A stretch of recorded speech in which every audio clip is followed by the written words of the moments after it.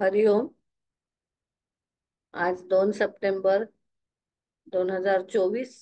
आज पिठोरी अमावस्या आहे, त्याला मातृदिन असंही म्हणतात. आणि सोमवती अमावस्या आहे. सोमवती म्हणजे सोमवारी येते म्हणून त्याला सोमवती अमावस्या म्हणायचं. जी जी अमावस्या सोमवारी येईल त्याला सोमवती अमावस्या असं म्हणायचं. तर आज आपण मेडिटेशन घेणार आहोत. मागल्या वेळेला आपण 2 वर्षापूर्वी मला वाटतं व्हिडिओ लिंक त्याची टाकली. पिठोरी अमावस्या म्हणजे अँसेस्टर्स साठी, आपल्या पितरांसाठी जे तर्पण करायचं त्या दृष्टीने मेडिटेशन घेतलं होतं. आज आपण मातृदिन ह्या दृष्टिकोनातून मेडिटेशन घेऊ, कारण ह्याच्यात दोन्ही गोष्टी येतातच.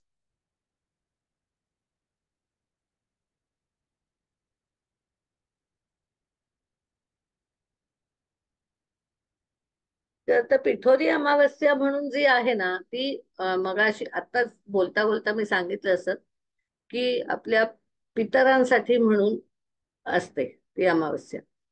आणि इतकं आपलं जे पंचांग आहे ते इतकं सुंदर अ, आहे की आता 15 दिवसांनी म्हणजे अजून महिन्यानी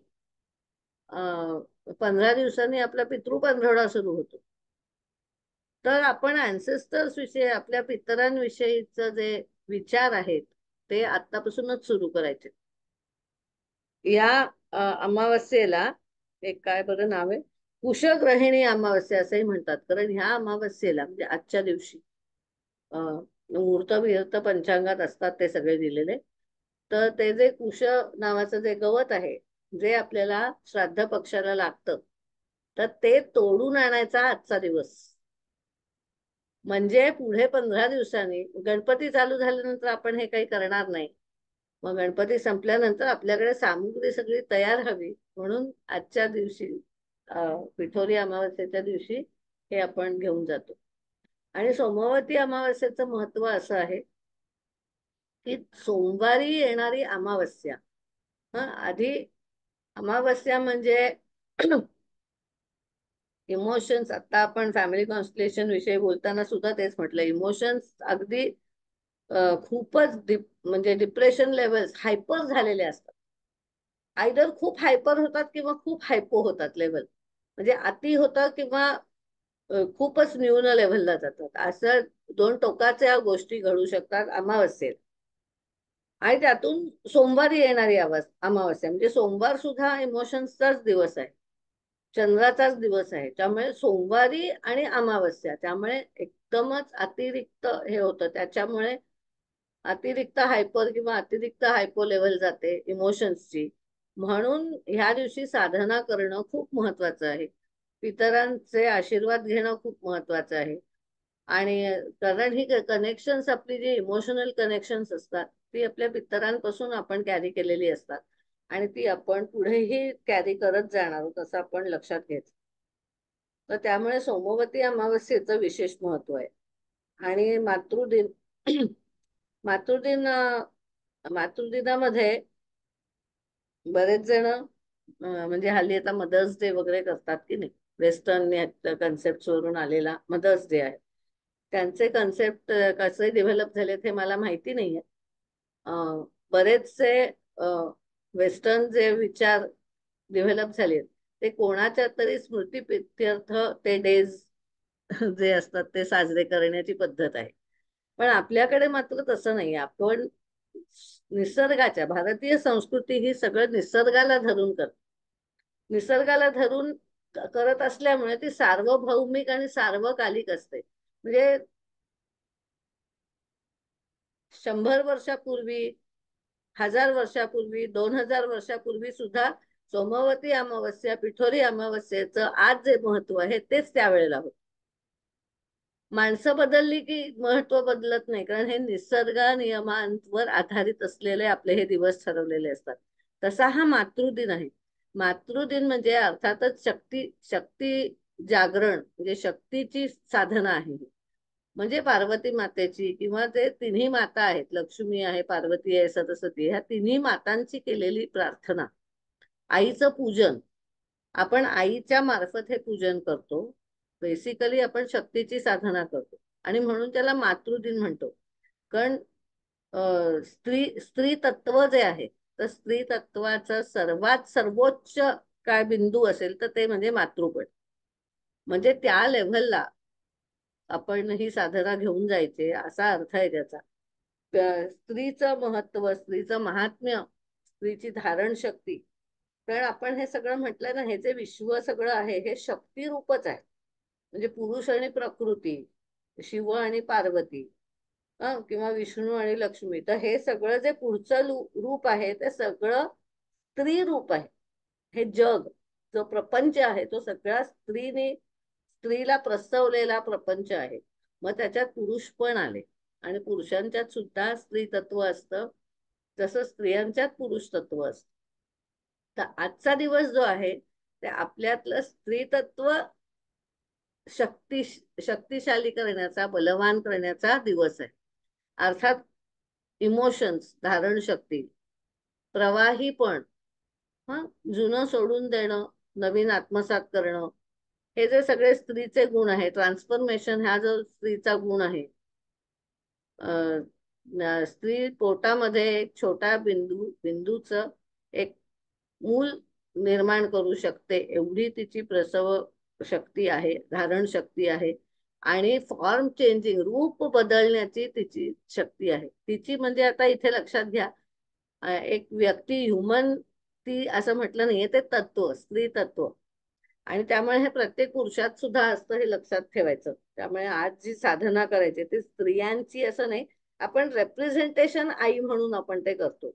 पण हे स्त्री म्हणजे पार्वती, आदिमाता, तिचं आपण, तिच्या शक्तीचं रूप आहे, ते आपल्यात जागं व्हावं यासाठी आपण ही साधना करतो. तर आपल्याकडे 8 मातृका म्हटलेल्या आहेत. आणि त्या 8 मातृका, 8 दिशांच्या 8 मातृका, मातृकांविषयी असेल किंवा इतर पण अनेक गोष्टी ज्या आपल्या आहेत, पिठोरी अमावस्येविषयी सांगितलेलं वगैरे, तर वेगवेगळ्या ग्रंथातनं, म्हणजे पुराणातनं याच्यात वेगवेगळी मतं सांगितलेली आहेत. किंवा मातृका सुद्धा काही ठिकाणी 7 मातृका सांगितली आहेत, त्याची कारणं वेगळी सांगितली आहेत, काही ठिकाणी 8 सांगितली आहेत. मग 64 योगिनी मात्र बहुतेक सगळीकडे 64 योगिनीच असं म्हटलंय. तर या मातृकांचंच रूपांतरण योगिनींमध्ये होतं.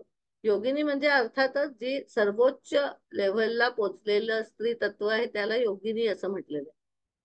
तर या 64 योगिनी आहेत. काही ठिकाणी 64 योगिनींना 64 मातृका पण म्हटलेलं आहे. तर मातृका म्हणजे अं, ते ममत्व, ह्या ह्याच्यातून उद्भवलेला आलेला हा शब्द आहे. ममत्व म्हणजे आपल्याला आपलंसं वाटणं, जोडून ठेवण्याची क्षमता, सृजनशीलता म्हणजे क्रिएटिव्हिटी, ह्या धारण शक्ती, हे जी स्त्री तत्व आहेत ती त्या ममत्वातून जागी होतात, वात्सल्यातून जागी होतात. तर तीच शक्ती, ती हृदयाची शक्ती आहे. बांधून सगळ्यांना, म्हणजे आपण आता हा जो फॉर्म बघितला त्याच्यात आईला सगळी मुलं सारखी असं आपण म्हटलं तरी सुद्धा तिची काही जास्त लाडकी असतात आणि काही कमी लाडकी असतात. आणि बऱ्याच वेळेला आपल्याला असं दिसेल की एखादी आई असते ना, ती ज्या मुलाच्यात काहीतरी कमी असेल ना, त्या मुलाचं जास्त करते. कारण का, तिच्या लक्षात येतं की दुसरं जे मूल आहे ते सक्षम आहे, आपल्या पायावर उभं आहे, हे मूल सक्षम नाही, आपल्या पायावर उभं नाही.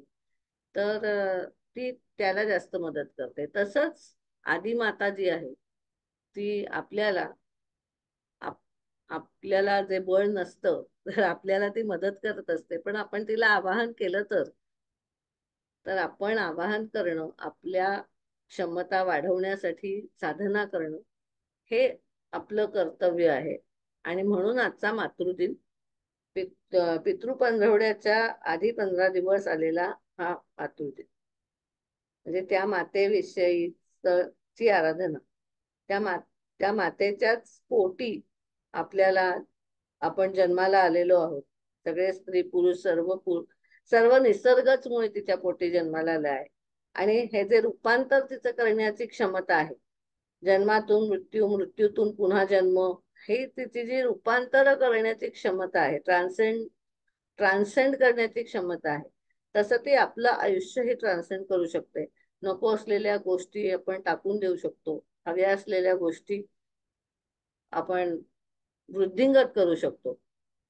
तर नको असलेलं विसर्जित करणं हेही आदिमाताच करते, आणि जे हवं असलेलं ते वाढवणं हेही आदिमाताच करते. आणि गंमत अशी आहे की जे आपण सूर आणि असुर असं म्हटलं, म्हणजे देवता आणि असुर. असुर म्हणजे जिथे हार्मनी नाही, अशा ज्या ज्या गोष्टी आहेत त्या असुर गोष्टी. आता अर्थातच मूल तयार होण्याची जर आपण प्रक्रिया विचारात घेतली, तर मूल तयार होताना ती जी वार असते, नाळ असते, हे सगळ्या आवश्यक गोष्टी आईच्या पोटात गर्भात मूल वाढत असतं तेव्हा ह्या सगळ्या आवश्यक अत्यावश्यक गोष्टी असतात. मात्र ते मूल जन्माला आल्याबरोबर ते वार असेल, म्हणजे प्लॅसेंटा असेल किंवा नाळ असेल, ती तोडून टाकली जाते. म्हणजे आता मूल जन्माला आल्यानंतर ते जे आईच्या पोटात असेपर्यंत जे अत्यावश्यक गोष्ट होती ती एकाएकी विफल होऊन जाते, आणि आता तिचं विसर्जन करायचं असतं. म्हणजे आता ती घाण म्हणून त्याचं रूपांतरण होतं, ती असुर म्हणून होते. म्हणजे ती जर ठेवली गेली, नाळ कापली नाही गेली, तर विषाणू आपल्या शरीरात पसरतील, असं तिचं रूपांतरण व्हायला लागतं. आणि म्हणून कुठलीही चांगली गोष्ट निर्माण होत असताना सुद्धा काहीतरी वाईट निर्माण होतच असतं एकीकडे. कारण ते काय म्हणायचं, त्याचं प्रेसिपिटेट असतं. आणि मग माता काय करते, हे जे प्रेसिपिटेट असतं तिच्याकडे ही क्षमता आहे की तेच पद वापरून रूपांतरण करून त्याचं काहीतरी नवीन करायचं. म्हणजे असं लक्षात घ्या, आता गणपती येत आहेत, आपण भरपूर गोडधोड करतो नाही का. तर मग मोदक करतो. सगळ्या बायकांना इथे माहिती असेल, मोदक करतो.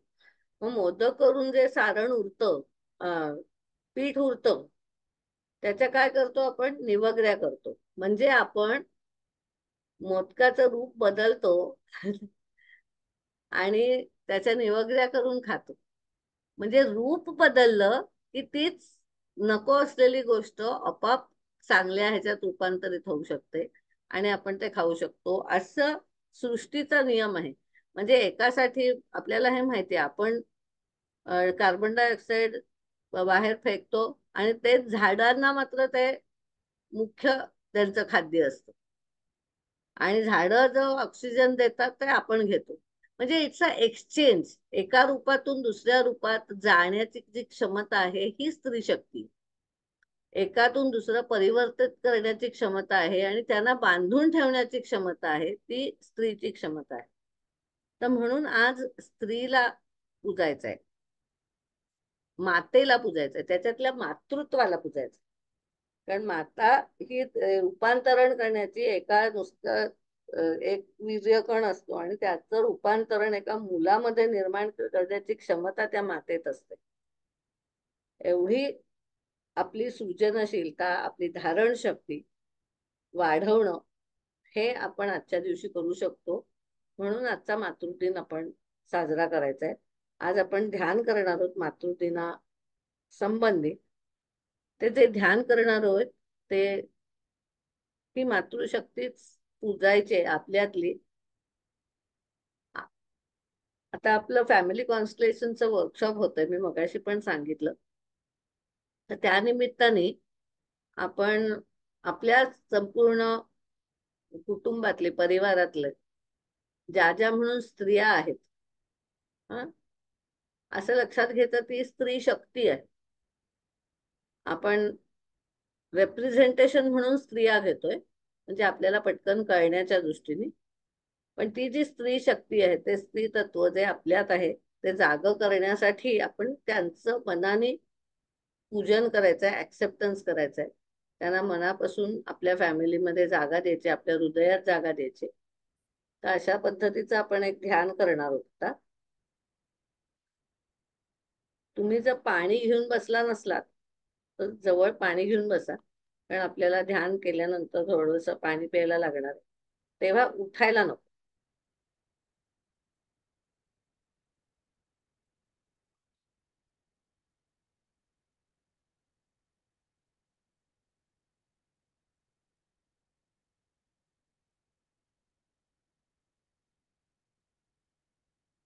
तर आपण आता ध्यानाला सुरुवात करू. सगळे तयार आहेत ना ध्यानाला? एखादा कोणाचा काही प्रश्न असेल तर आपण घेऊ शकतो, नाही तर ध्यानाला सुरुवात करू. हो.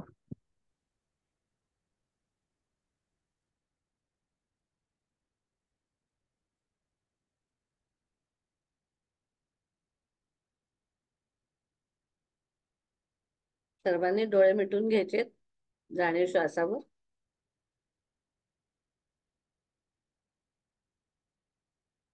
श्वास अगदी सहज येतोय जातोय याची जाणीव.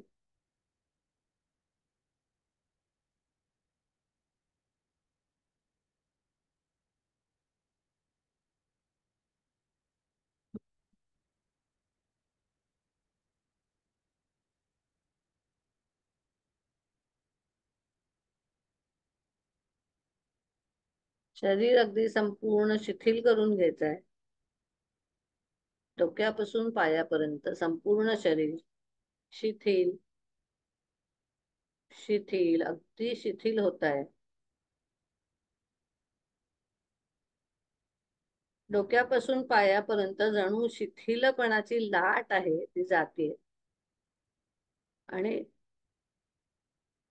संपूर्ण शरीर अगदी शिथिल होत आहे. श्वास शिथिल होतोय.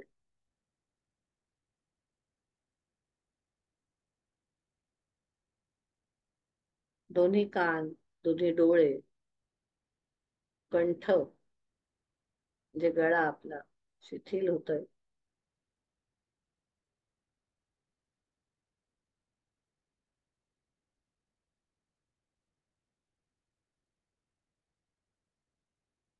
आणि आता जाणीव नाभीकडे न्यायचे.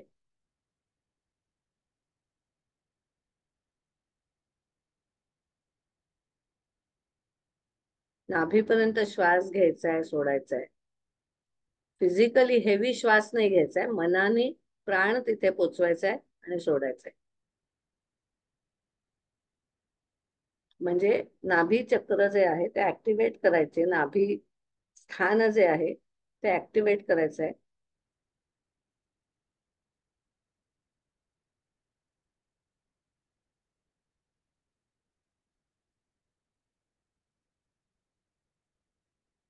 आपण या नाभीतूनच आईशी जोडलेले होतो.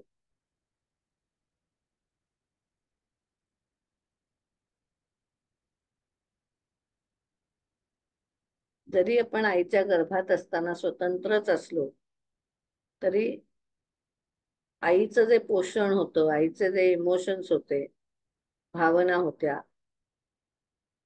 त्या या नाळेतून, अर्थात नाभीच्या ठिकाणी आपण आत्मसात करत होतो, आणि आपलं संपूर्ण शरीर त्यातून घडत होतं.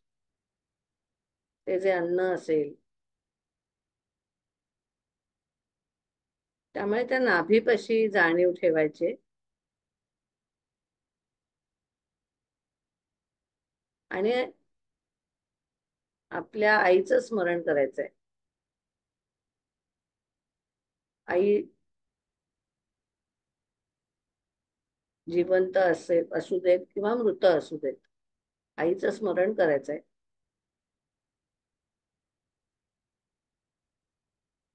मनापासून आईला नमस्कार करायचा आहे, कारण तिने आपल्याला हा देह दिलाय. तिचे खूप खूप खूप आभार मानायचे.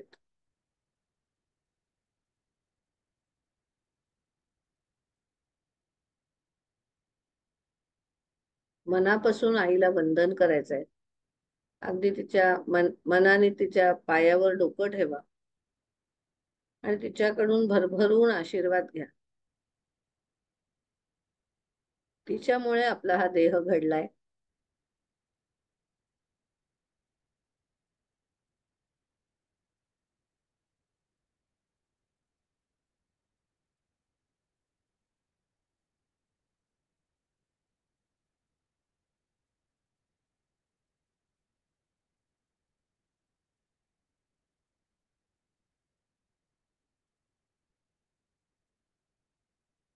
आईला आपल्या हृदयात स्थान द्यायचं आहे.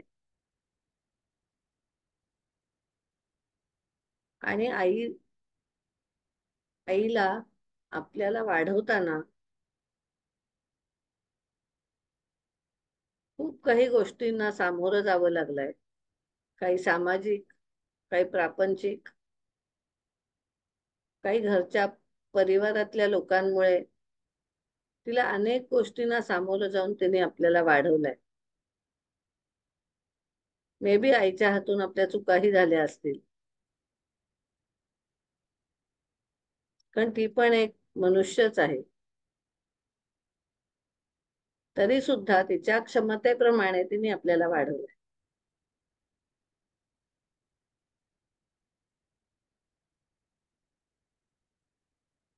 आईला असं सांगायचंय, उच्चारता आलं, तुम्ही एकटे असाल आणि उच्चारता आलं तर जरूर उच्चार करा आणि आईशी बोला की आई, तुम्ही तुमचं नाव घ्यायचंय आणि तुम्ही मुलगी मुलगा जे आहात ते आईशी बोलायचंय की आई, मी तुझी मुलगी आहे आणि तू माझी आई आहेस.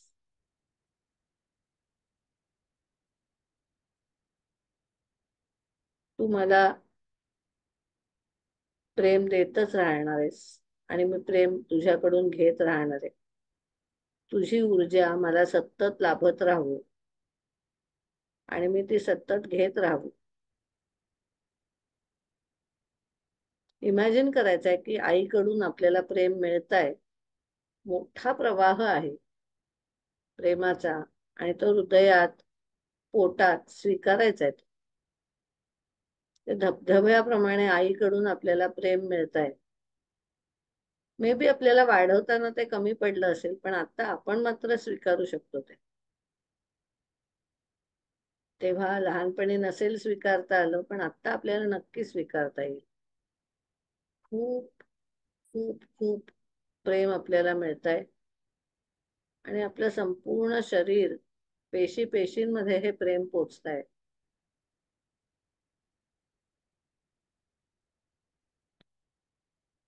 आणि तसंच आईचं जे जे सगळे गुण आहेत,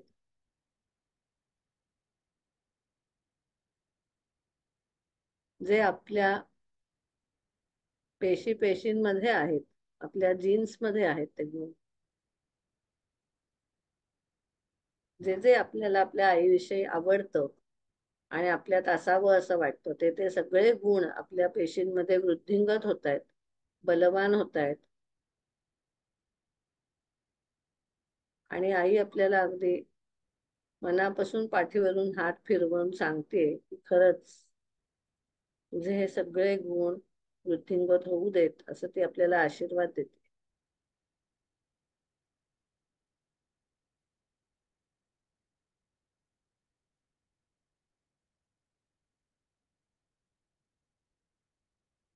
आणि आता आपल्या कुटुंबातल्या आईचे आईची आई आणि वडिलांची आई ह्यांना असंच कनेक्ट करायचंय, कारण त्यांच्यामुळे आपले आई वडील होते. या दोन्ही स्त्रियांमुळे, दोन्ही आज्यांमुळे आपले आई वडील होते आणि तोच प्रवाह आपल्यापर्यंत आलेला आहे.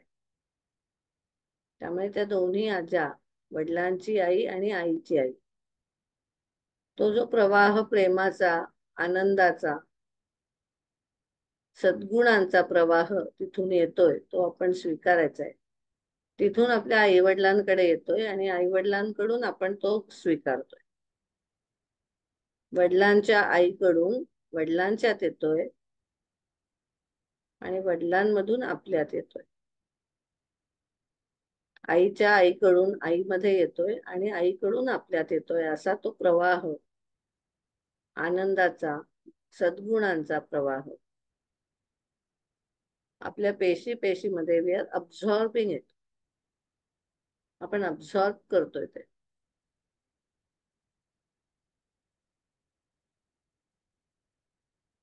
आपल्या सगळ्या पेशींना ते अब्झॉर्ब करायला मोकळं सोडून द्यायचंय, शिथिल सोडायचंय.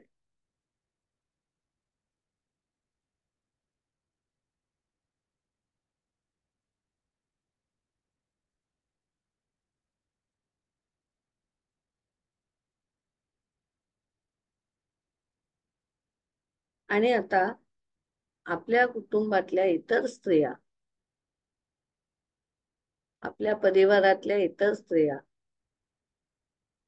ज्या आपल्याला विशेष आवडतात, मग ती आपली मुलं, मुली असू देत, आपल्या नातवंड असू देत, नाती असू देत, किंवा आपल्या बहिणी असू देत, या सगळ्या स्त्रिया, तुम्ही त्यांची नावंही घेऊ शकता. त्यांच्यातली जी शक्ती आहे, स्त्री शक्ती, त्याला वंदन करायचंय मनापासून. या स्त्री शक्तीचा आदर करायचा आहे.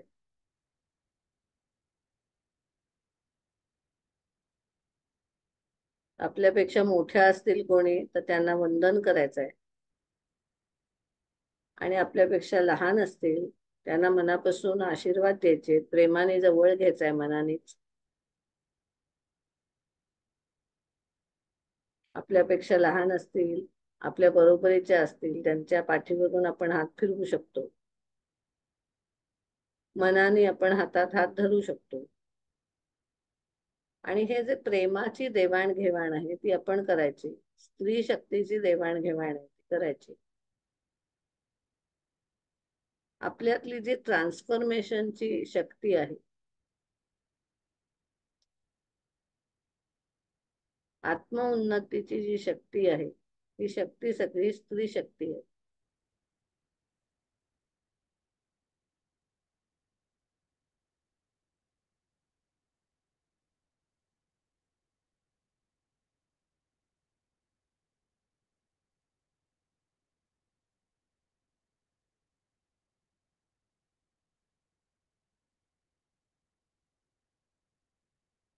ही सगळी मातृशक्ती आहे. स्त्री शक्ती म्हणजेच मातृशक्ती.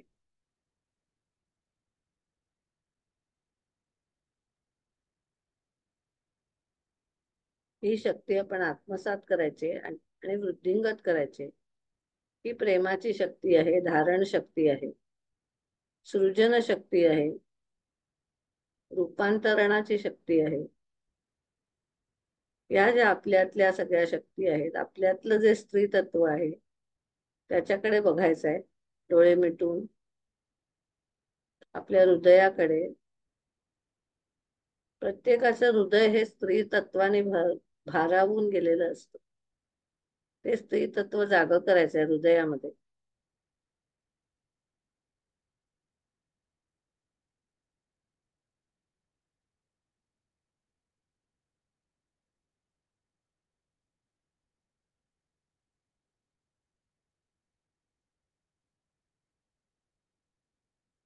आणि तसंच नाभीमध्ये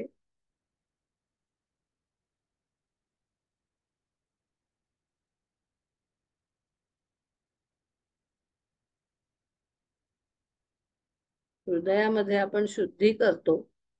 आपल्या रक्ताची शुद्धी होते हृदयामध्ये.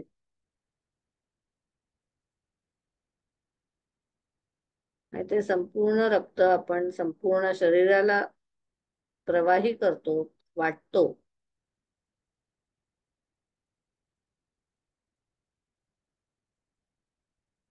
बांधून ठेवतो. आपलं हृदय सर्व शरीराला बांधून ठेवतो, प्रेमाच्या धाग्यांनी बांधून ठेवतो. ती जी आपली शक्ती आहे, बांधून ठेवण्याची शक्ती. ओव्हर अटॅचमेंट नव्हे, योग्य तेवढी अटॅचमेंट, आवश्यक तेवढी अटॅचमेंट. त्यामुळे हृदय शिथिल ठेवायचं हे लक्षात ठेवायचं.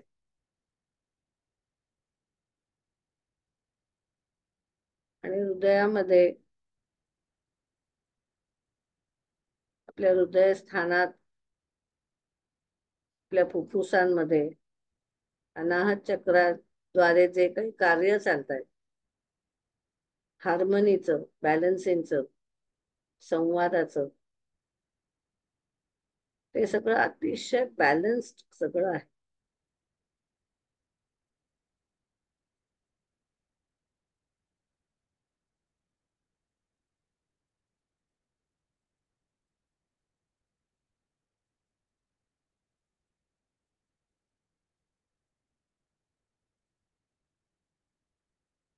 आणि अशी आता ही आपल्यातली मातृशक्ती आपण जागी करू.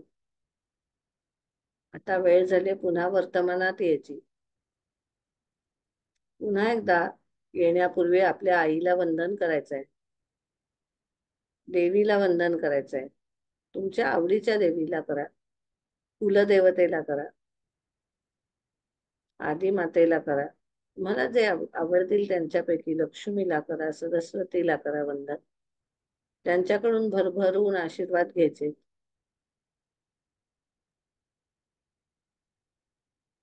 आणि मे बी आपल्याला काही ते संदेश देतील हे आशीर्वाद देताना.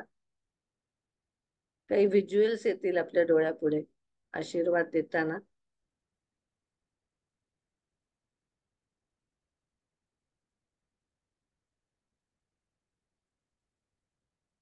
आणि आता वर्तमानात येताना पुन्हा जाणीव श्वासाकडे, दीर्घ श्वसनाची आवर्तन एक दोन चार, थोडीशी हातापायांची हालचाल, मानेची हालचाल.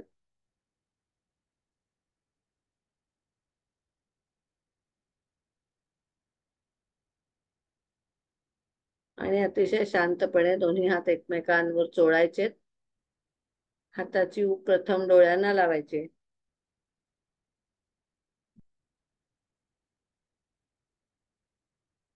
आणि मग सर्वांगावरून हात फिरवायचे, नाभीवरून आणि अनाहत चक्रावरून, हृदयस्थानावरून.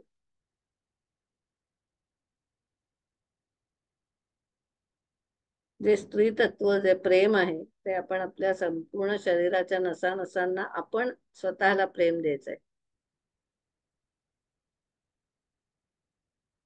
स्वतःवर भरपूर प्रेम करायचंय, स्पर्शातून.